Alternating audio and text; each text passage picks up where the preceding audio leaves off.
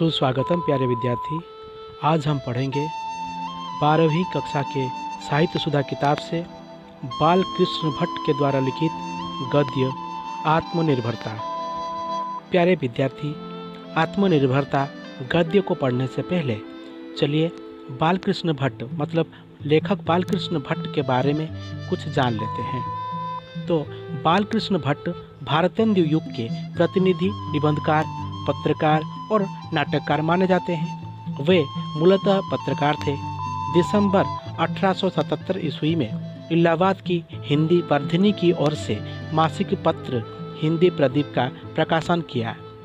भट्ट जी भारतेंदु मंडल के निबंधकार हैं।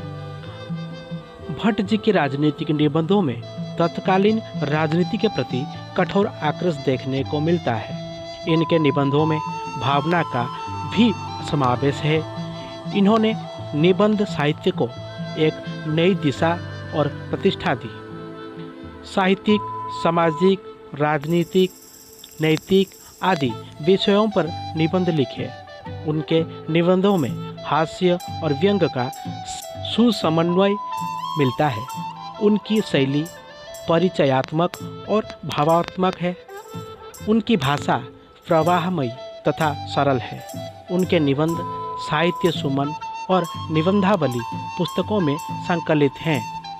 100 अज्ञान एक सुजान, नूतन ब्रह्मचारी, रेल का विकट खेल, भाग्य की परख जैसा काम वैसा परिणाम आदि उनकी प्रमुख रचनाएं हैं। तो ये था आत्मनिर्भरता के लेखक बालकृष्ण भट्ट के बारे में संक्षिप्त जानकारी। तो अब चलिए हम पढ़ते हैं आत्मनिर्भरता। तो प्यारे विद्यार्थी, मैं आप लोगों को एक बात कहना चाहता हूँ कि उम्र कभी मन को थका नहीं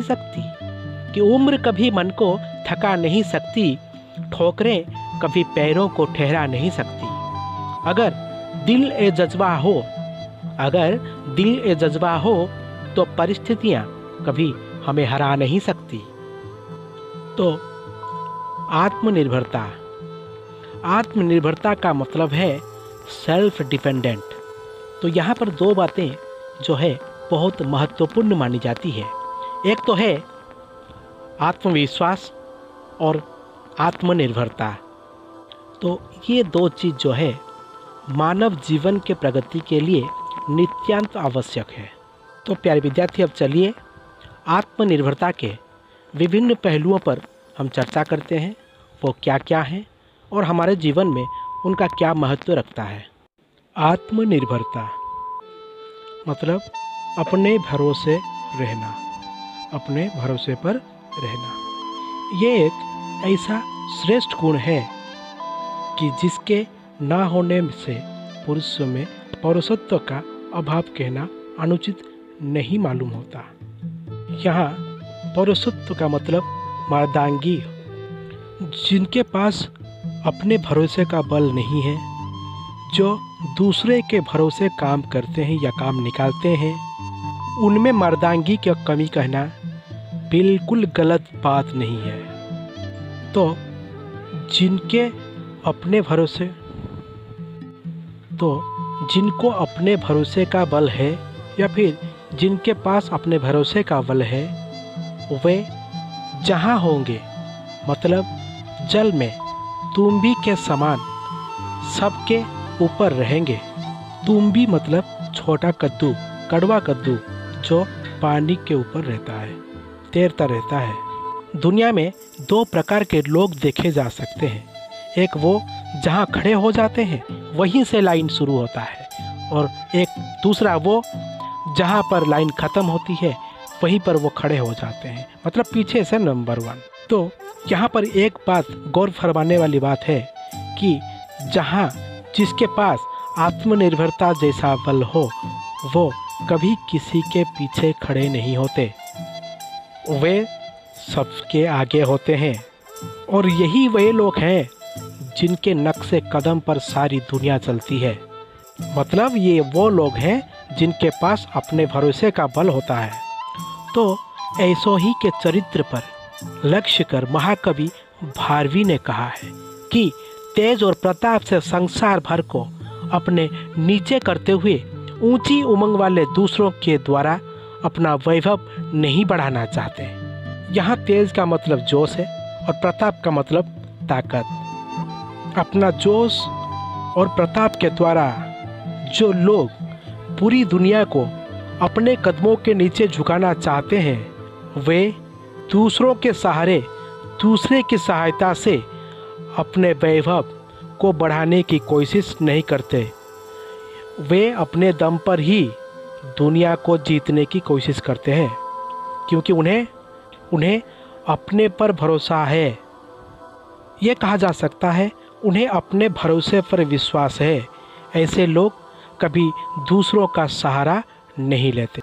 इनके अंदर आत्मविश्वास और आत्मनिर्भरता जैसे गुण विद्यमान रहते हैं। तो दुनिया में तरह तरह के बल होते हैं, जैसे कि शारीरिक बल, चतुरंगिनी सेना का बल, प्रभुता का बल, ऊंचे कुल में पैदा होने का बल, मित्रता का बल, मंत्र तंत्र का बल इत्यादि जितने बल हैं, निज बाहुबल के आगे सब क्षीण बल हैं, जिन्हें सबसे नीचे माना जाता है। यहाँ शारीरिक बल अर्थात फिजिकल स्ट्रेंथ और चतुरंगिनी सेना का बल, जैसे कि आजकल हमारे नौसेना, थल सेना, वायुसेना आदि जैसे पहले भी कुछ ऐसे ही सेना हुआ करती थी। उस समय यह थल सेना के अंतर्गत होते थे, जैसे कि पद सेना जो चलकर सेना जाते थे, अश्वारोही जो घोड़े के ऊपर जाते थे, गजारोही जो हाथी के ऊपर जाते थे और रथारोही जो रथ के ऊपर जाते थे। ये 4 प्रकार के सेना पहले हुआ करती थी। तो यह कहना होगा कि सेना के बल के द्वारा भी हम कुछ हासिल कर सकते हैं और हमारी जो शारीरिक बल है उसके द्वारा भी हम अपने मकसद जो है पूरा कर सकते हैं या कुछ हासिल कर सकते हैं। आगे है प्रभुता का बल। प्रभुता का बल मतलब एडमिनिस्ट्रेटिव पावर।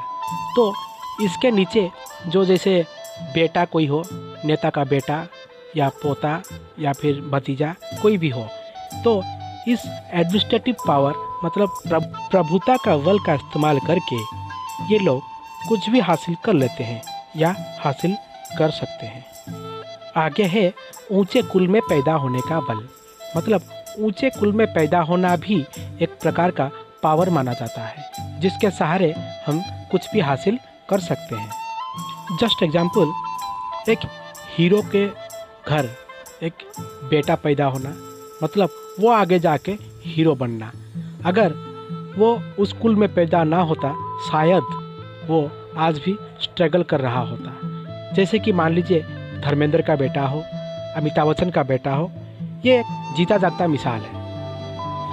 ऐसे बहुत सारे लोग मिल जाएंगे जिनकी काबिलियत ना होने पर भी अपने परिवार या ऊंचा कुल के बलबूते पर वो आज भी ऊंचे स्थान पर विराजमान है। ऐसे ये लोग ऊंचे मकाम हासिल कर लेते हैं। इसे कहते हैं ऊंचे कुल में पैदा होने का बल। आगे है मित्रता का बल। तो ये बल दुनिया में सबसे बड़ा बल माना जाता है, क्योंकि मित्रता के बल पर भी दुनिया में कुछ लोग होते हैं जो लक्ष्य हासिल कर लेते हैं। और है मंत्र तंत्र का बल।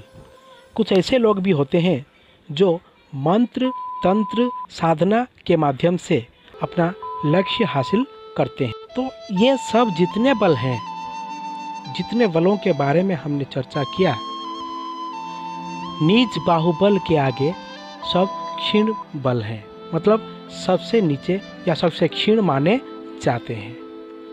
यहाँ पर ध्यान देने वाली बात यह है कि आत्मनिर्भरता की बुनियाद यह बाहुबल सब तरह के बलों को सहारा देने वाला और उभारने वाला है। इसी बाहुबल के द्वारा ही हम अपने जीवन में सारे लक्ष्य हासिल कर पाते हैं। और यही जो निज बाहुबल है, इसको दुनिया में श्रेष्ठ माना जाता है। यूरोप के देशों की जो इतनी उन्नति है तथा अमेरिका, जापान आदि जो इस समय मनुष्य जाति के सरजात हो रहे हैं, इसका यही कारण है कि उन देशों में लोग अपने भरोसे पर रहना या कोई काम करना अच्छी तरह जानते हैं। तो प्यारे विद्यार्थी, ये आत्मनिर्भरता का जो विषय आज यहीं पर रखते हैं। आगे का हम अगले क्लास में पढ़ेंगे और तब तक के लिए हमें इजाज़त दीजिए। धन्यवाद। घर पर रहिए, सुरक्षित रहिए।